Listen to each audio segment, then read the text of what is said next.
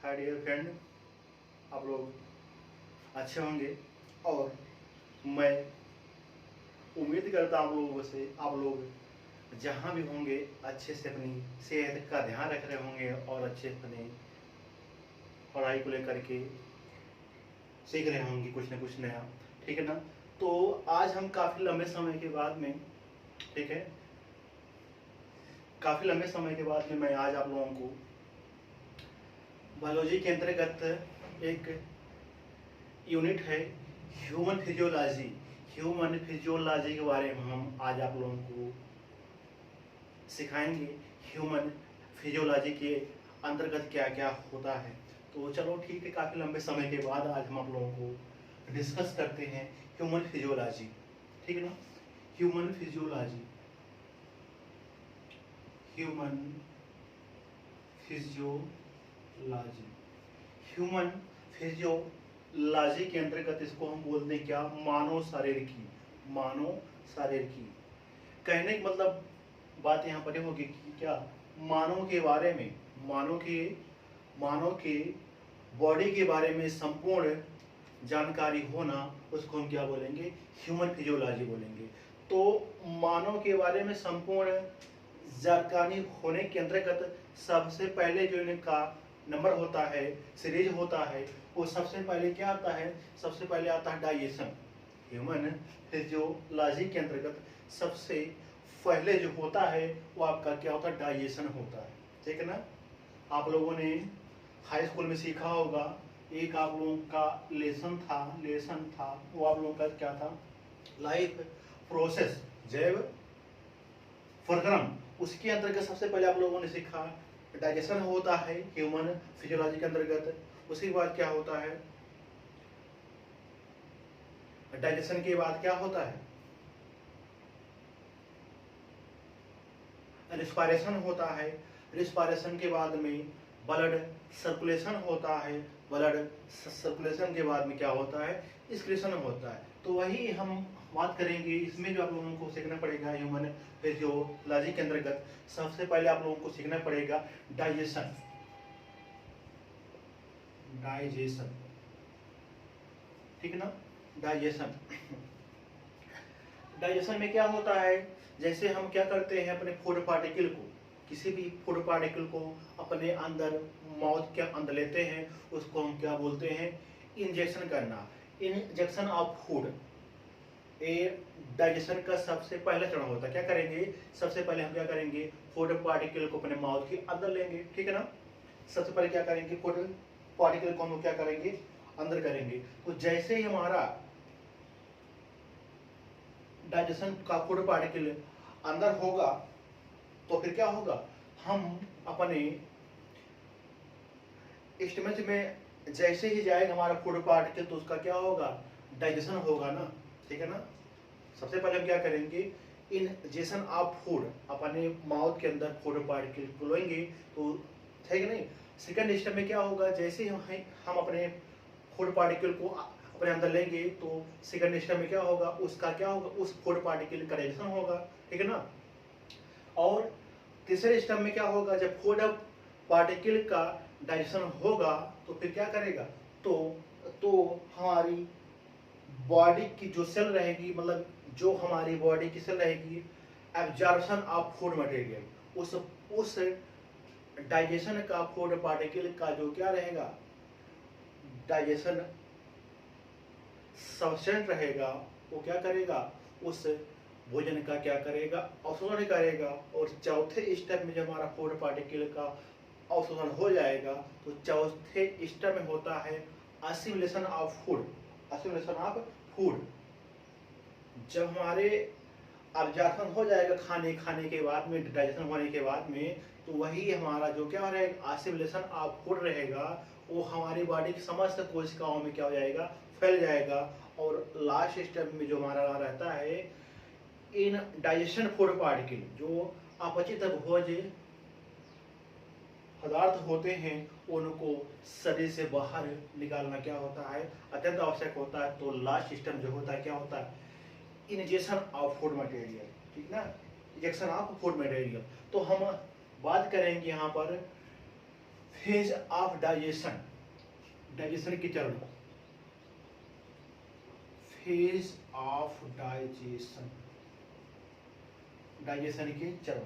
तो माने क्या होता है, सबसे पहले हम क्या करेंगे, फूड पार्टिकल को अपने अंदर लेंगे, तो उसको हम सबसे पहले क्या बोलेंगे, injection of food, injection of food, injection of food. तो जब हम अपने फूड पार्टिकल को अपने अंदर लेंगे तो फिर क्या होना शुरू हो जाएगा, तो सेकंड स्टेप में होगा क्या, डाइजेशन ऑफ फूड। इन सभी फूड पार्टिकल का डाइजेशन होगा, तो हम लिखेंगे digestion of food, digestion of food, ठीक है ना।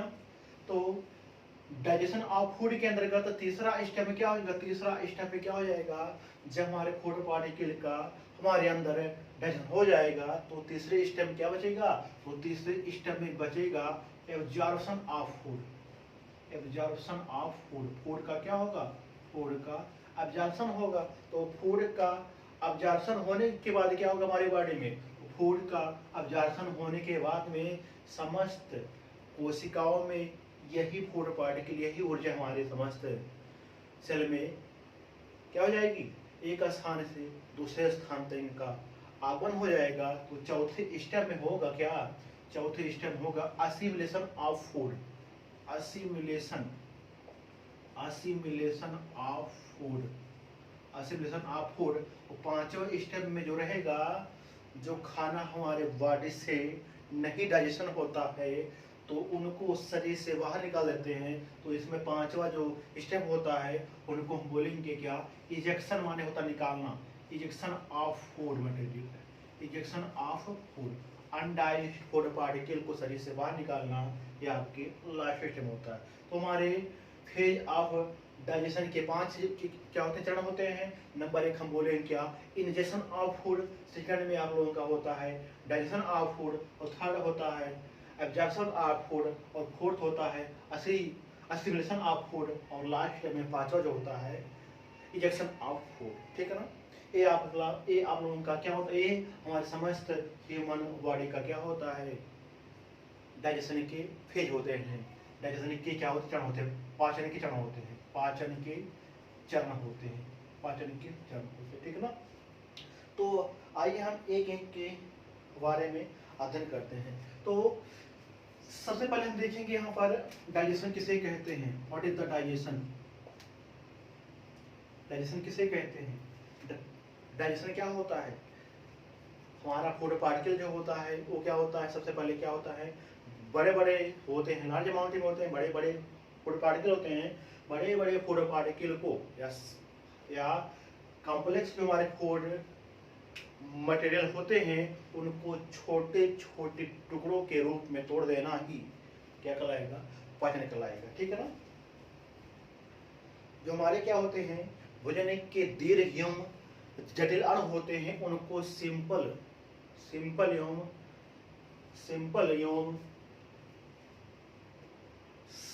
सरल अणुओं में तोड़ देना ही उसको हम क्या बोलेंगे, डाइजेशन बोलेंगे, ठीक है ना। तो अगर चाहे तो हम लिखना चाहो तो लिख लो,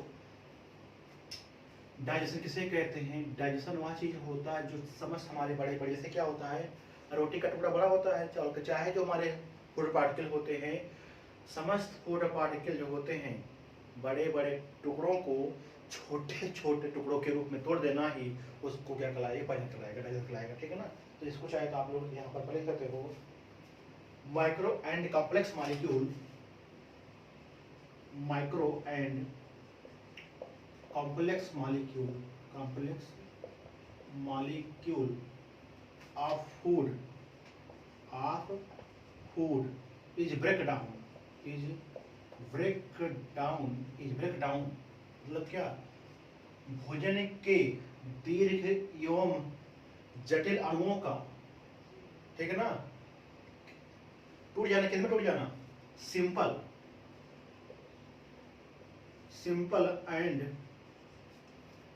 and micro molecule is called digestion. बात आप लोग समझ में आ गई होगी।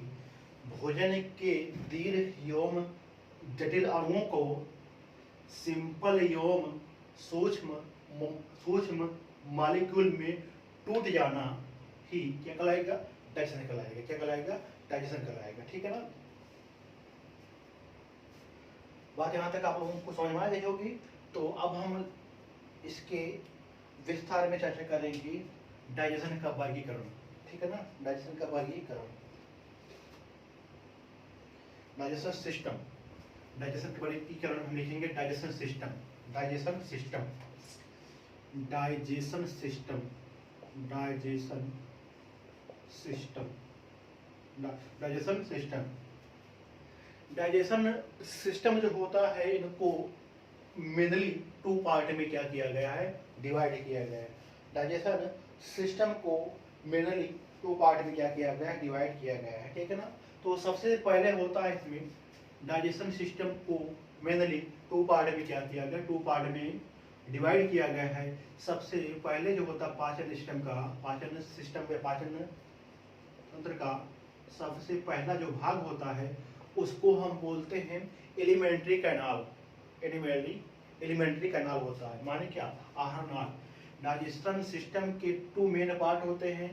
फर्स्ट पार्ट को हम बोलते हैं क्या, alimentary canal, alimentary canal, alimentary canal. ठीक है ना, और सेकंड पार्ट जो होता है उसको हम बोलते हैं, क्या बोलते हैं, associated, associated digestive gland, associated digestive gland. ठीक है ना, डाइजेशन सिस्टम के टू मेन पार्ट होते हैं। फर्स्ट को हम बोलते हैं एलिमेंट्री कैनाल और सेकंड को हम बोलते हैं एसोसिएटेड डाइजेस्टिव ग्लैंड बोलते हैं। ठीक है ना, इनके अंतर्गत क्या होता है, आहार नाल के अंतर्गत बहुत सारे आर्गन आते हैं, उसके बारे में हम चर्चा करेंगे। और एसोसिएटेड जो क्या होती है, डाइजेस्टिव ग्लैंड होती है, माने क्या, पाचन ग्रंथियां जो होती हैं, हमारे फूड पार्टिकल को डाइजेस्ट करने के लिए कुछ ग्लैंड होती हैं, उसी को हम क्या बोलते हैं, डाइजेस्टिव ग्लैंड बोलते हैं। ठीक है ना, तो फर्स्ट सिस्टम में हम बात करेंगे alimentary canal, alimentary canal, alimentary canal. Alimentary canal जो होती है मानव के आहार नाल जो होती है, इससे पूछा जाता है इसकी लेंथ कितनी होती है। मानव के आहार नाल की लंबाई एलिमेंट्री ऑफ लेंथ इस ह्यूमन बीइंग्स 32 से 33 फीट लेंथ जो होती है, लेंथ जो होती है 32 से 33 फीट करीब इसकी लंबाई होती है। ठीक है ना, मीटर की बात मैं बात करूं तो मीटर में जो हो जाएगा, मीटर में इसकी लंबाई जो होती है, इसकी लंबाई होती है 9 से 10 मीटर, 9 से 10 मीटर, 9 से 10 मीटर मानव की एलिमेंट्री कैनाल की लंबाई होती है। ठीक है ना, तो जरूरी नहीं है ऐसा कुछ लंबे से होते, मतलब क्या, हमारे माउथ से लेकर के, माउथ भी जुड़ा रहता है, माउथ से लेकर के बक्कल कैविटी, बक्कल कैविटी से एसोफेगस, एसोफेगस से फेरिंग्स, फेरिंग्स से आपका स्टमच, स्टमच से स्मॉल इंटेस्टाइन, स्मॉल इंटेस्टाइन से लार्ज इंटेस्टाइन, और लार्ज इंटेस्टाइन का लास्ट पार्ट जो होता है कैनस। ये सब भाग, ये सब पार्ट इसी एलिमेंट्री कैनाल से क्या होते हैं, अटैच होते हैं, है कि नहीं। इसलिए पूरा कुल मिला करके इनकी लंबाई को जो माना गया है, माउथ से लेकर के पूरे ऑल ओवर पार्ट, मैंने अभी जो बताया, कुल मिला करके 9 से 10 मीटर मानव की आहार नाल की लंबाई होती है। तो आप लोगों को ये जानकारी होना क्या होता है, अत्यंत आवश्यक होता है। ठीक है ना, अगर मानव की आहार नाल के भाग को निकाल दिया जाए तो 9 से 10 मीटर आप लोगों का माने रखता है, काफी दूर हो जाएगा 9 से 10 मीटर, तो वो है कि नहीं। तो ये जो होता है एलिमेंट्री कैनाल, ये कुछ टेढ़े मेढ़े फॉर्म में हमारे पेट के अंदर पाए जाते हैं, हमारे बॉडी के अंदर पाए जाते हैं ना, टेढ़े मेढ़े फॉर्म में, इसलिए ऐसा होता है। ठीक है ना, तो एलिमेंट्री कैनाल के अंतर्गत सबसे पहला जो क्या पार्ट होता है उसमें हम क्या पढ़ेंगे, माउथ पढ़ेंगे। क्या पढ़ेंगे, माउथ पढ़ेंगे। एलिमेंट्री कैनाल का सबसे फर्स्ट जो पार्ट होता है माउथ होता है। मैं आप लोगों को यहाँ पर बता दूं, सबसे फर्स्ट पार्ट क्या होता है, माउथ होता है। माउथ के बाद का भाग जो होता है, जरा मान लो, देखो ये आपका माउथ हो गया, माउथ के जस्ट अंदर वाले पार्ट को हम क्या बोलते हैं, बक्कल कैविटी बोलते हैं, बक्कल कैविटी, बक्कल कैविटी बोलते हैं। ठीक है ना, बक्कल कैविटी के जस्ट पार्ट का जो भाग होता है उसको हम बोलते हैं, क्या बोलते हैं, आसोफेगस बोलते हैं। क्या बोलते हैं, आसोफेगस बोलते हैं। फेरिंग्स बोलते हैं सबसे पहले वाला पार्ट, फेरिंग्स होता, सॉरी फेरिंग्स होता। फेरिंग्स के बाद आपका होता है आसोफेगस, फेरिंग्स होता, फेरिंग्स, फेरिंग्स होता, ठीक है ना। फेरिंग्स के बाद वाला जस्ट पार्ट, मान लो क्या माउथ हो गया, माउथ के अंदर वाला पार्ट को बक्कल कैविटी बोलेंगे, बक्कल कैविटी के वाले पार्ट को क्या बोलेंगे, फेरिंग्स बोलेंगे। फेरिंग्स से ही सटा हुआ जो भाग होता है इसकी, उसको क्या बोलेंगे, आसोफेगस बोलेंगे, आसोफेगस बोलेंगे। आसोफेगस के बाद वाला जो पार्ट होता है, आसोफेगस के बाद वाला पार्ट क्या होता है, स्टमच होता है। आसोफेगस के बाद वाला पार्ट को हम क्या बोलेंगे, स्टमच बोलेंगे। स्टमच के बाद जो पार्ट होता है उसमें आपका होता है स्मॉल इंटेस्टाइन, और स्मॉल इंटेस्टाइन के 3 पार्ट होते हैं। 3 पार्ट कौन कौन से होते हैं, एक आपका होता है ड्यूडेनम, ड्यूडेनम होता है, ठीक है ना, और एक होता है जेजुनम, जेजुनम होता है, जेजुनम होता है, और तीसरा पार्ट क्या होता है, इलियम होता है। तीसरा पार्ट क्या होता है, इलियम होता है। और स्मॉल इंटेस्टाइन के बाद का जो पार्ट होता है उसको हम बोलते हैं लार्ज इंटेस्टाइन। लार्ज इंटेस्टाइन के भी पार्ट होते हैं, एक होता है कोलन, सीकम, रेक्टम होता है, कोलन, कोलन, सीकम और रेक्टम, रेक्टम, और लास्ट पार्ट क्या होता है, एनस, ठीक है ना, कोलन, सीकम, रेक्टम, एनस। तो यही लार्ज इंटेस्टाइन का जो लास्ट पार्ट होता है उसको हम क्या बोलेंगे, एनस। और हाँ, कोलन के भी 4 पार्ट होते हैं, कोलन के 4 पार्ट होते हैं। एक मतलब ये ट्रांसवर्ट होता है, असेंडिंग कोलन होता है, डिसेंडिंग कोलन होता है, और एक आपका सिग्मोइड कोलन होता है। मैं आप लोगों को विस्तार से इसके बारे में समस्त जो आप लोगों का है इसके अच्छे से क्या करेंगे, इसको हम क्या करेंगे कि डिस्क्राइब करेंगे, ठीक है ना। अभी तो मैं आप लोगों को ऐसे 60 में बता रहा हूँ, ठीक है ना। तो ये सब आप लोगों का जो होता है, ये सब सम्मिलित रूप आपका जो पार्ट होता है, ये सब आपके जो होते हैं वो आपके किसके होते हैं, ये सब आपके एलिमेंट्री कैनाल के होते हैं, ठीक है ना। माउथ हो गया, माउथ के बाद बक्कल कैविटी, बक्कल कैविटी के बाद फेरिंग्स हो गया, फेरिंग्स के बाद आपका आसोफेगस आता है, आसोफेगस बाद में स्टमच होता है, स्टमच के बाद में स्मॉल इंटेस्टाइन, छोटी आंत इसको हम बोलते हैं। उसके बाद क्या होता है लार्ज इंटेस्टाइन, और लास्ट पार्ट आपका क्या होता है, नस होता है। इनके भी भाग होते हैं, स्मॉल इंटेस्टाइन कितने पार्ट होते हैं, और लार्ज इंटेस्टाइन के 4 भाग होते हैं, कोलन, सीकम, रेक्टम और आपका नस, ठीक है ना। यहाँ तक बात आप लोगों को समझ में आ गई होगी। तो सबसे पहला जो आप लोगों का पार्ट पढ़ना पड़ेगा, ये माउथ पढ़ना पड़ेगा। मैं आप लोगों को एक एक पार्ट पढ़ाऊंगा, ऐसे पढ़ाऊंगा कि माउथ क्या होता है, माउथ किसे कहते हैं, बक्कल कैविटी क्या होता है, बक्कल कैविटी के अंतर्गत लार होते हैं, टीथ होते हैं, इनका फंक्शन क्या होता है। मैं आप लोगों को पूरा संपूर्ण अच्छे से डीप पढ़ाने का क्या करूँगा, ये प्रयत्न होगा अच्छे से, ताकि आप लोगों को समझ में आ जाए, ठीक है ना। तो हम चलिए इसके बारे में हम बात करेंगे कल कि एलिमेंट्री कैनाल का सबसे फैक्ट जो पार्टिकल होता है माउथ, माउथ के बारे में हम कल आप लोगों को चर्चा करेंगे, ठीक है ना। तो बस आज के लिए इतना ही, बाकी कल मिलते हैं।